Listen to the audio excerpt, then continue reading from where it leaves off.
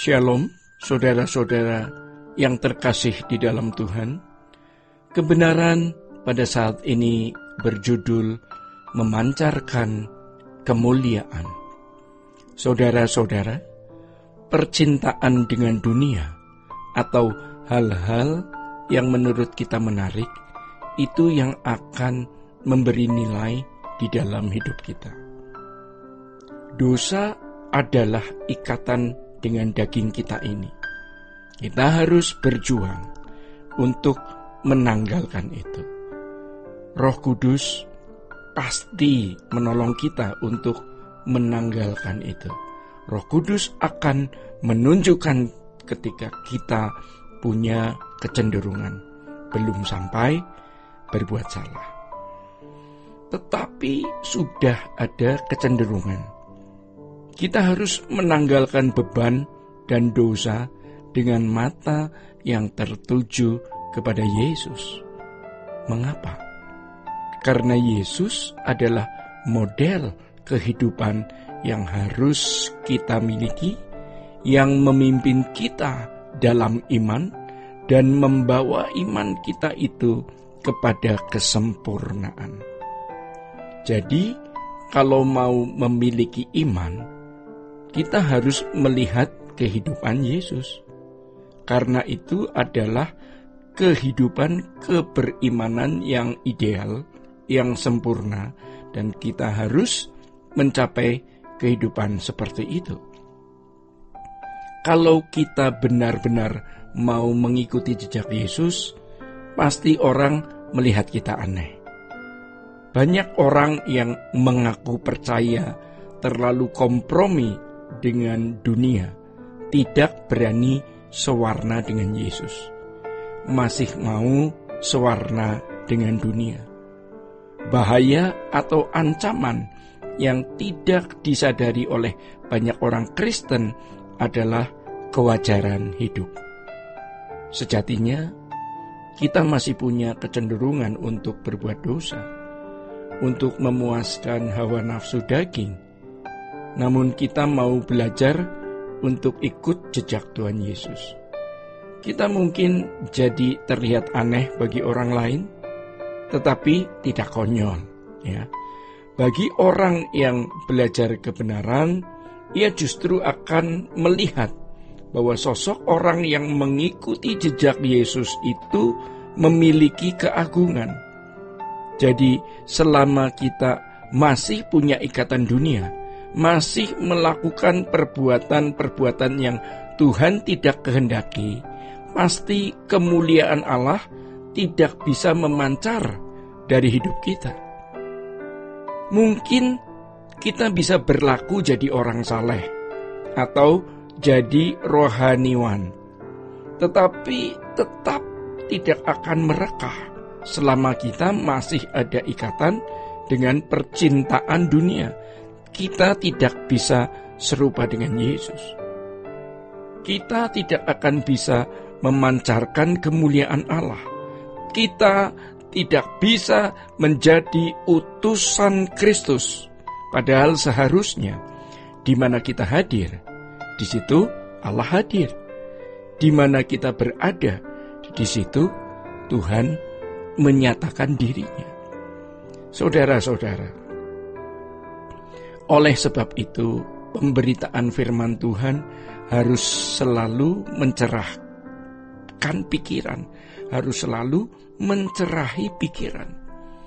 Hal itu mungkin terjadi kalau firman yang disampaikan merupakan firman dari hati Tuhan dan disertai Roh Kudus, sehingga kita bisa berkata, "Aku berubah."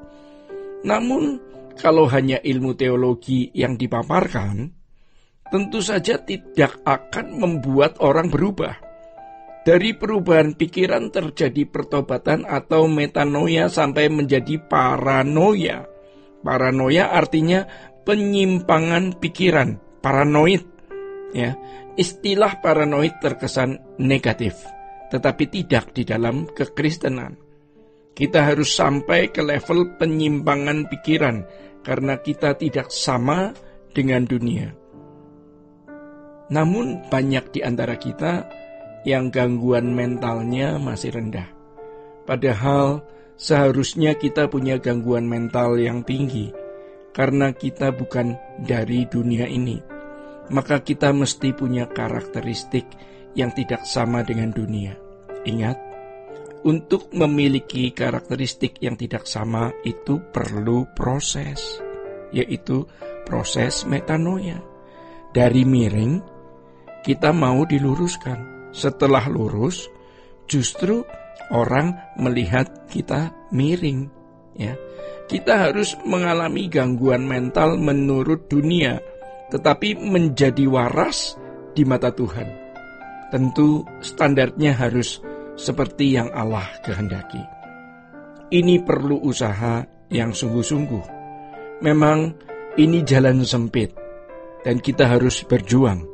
Perjuangan demi perjuangan itulah yang membuat kita mengalami perubahan. Jadi, perubahan itu membutuhkan perjuangan. Kalau perjuangan kita rendah, maka tingkat perubahannya juga rendah. Demikian pula sebaliknya. Ya. Sebenarnya hal ini juga terkait dengan komitmen seseorang. Jadi kalau kita memang tidak mau berubah, Allah tidak memaksa. Namun kalau kita punya komitmen kuat untuk berubah, Tuhan akan buat sesuatu. Kita harus semakin berbeda dengan dunia karena dunia ini menipu. Kita harus berani untuk mengikuti jalan Tuhan Yesus. Kita dianggap sebagai punya kelainan mental, tidak apa-apa. Penyimpangan pikiran, tidak apa-apa. Saudara-saudara, namun orang lain akan merasakan satu hal. Kita tidak menyakiti mereka, tidak mengancam, dan tidak mendatangkan bencana. Banyak orang di sekitar kita belum bisa mengikuti Yesus. Mereka tidak kenal Yesus, maka tidak bisa. Kita mau menjelaskan pakai 1000 kata pun tidak akan bisa. Tetapi dengan 1-2 perbuatan mereka melihat Yesus. Sebab perbuatan kita bersuara lebih keras daripada khotbah kita di mimbar. Maka firman Tuhan di dalam Matius 5 ayat 14 dan 15 terwujud. Melihat perbuatan kita, mereka melihat surga.